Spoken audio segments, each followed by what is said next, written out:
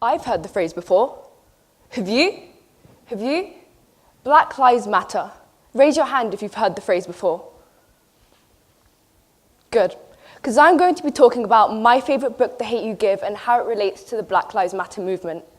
The Hate U Give is about a young black girl named Star who witnesses the shooting of her unarmed black best friend Khalil by a white police officer.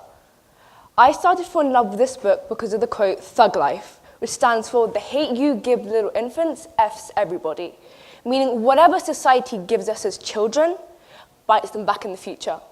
When an unarmed black person gets shot, the hate they are given affects us all, because the anger of the black community is shown through riots and protests.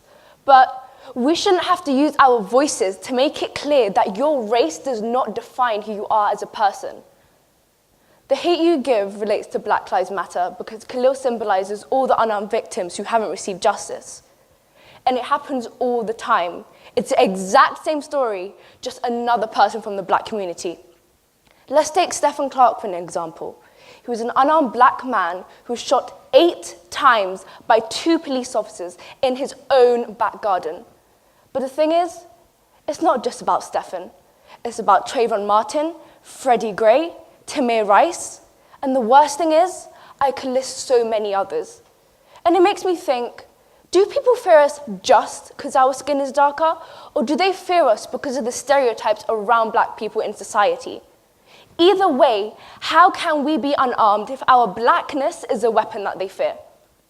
But Black Lives Matter isn't just about pulling the trigger.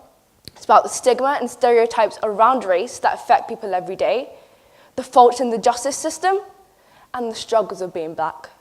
But despite the struggles, I am proud to be black. And everyone should be proud of who they are, no matter their race, religion, or sexuality. Yes, we're all different, and we should embrace our differences and use our voices to create a social environment where everyone feels welcome.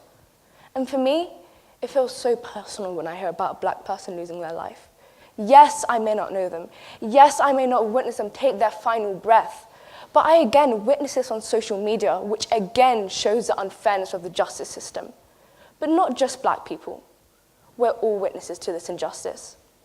And just as Trayvon Martin's mum said, this isn't about a black and white thing. This is about a right and wrong thing.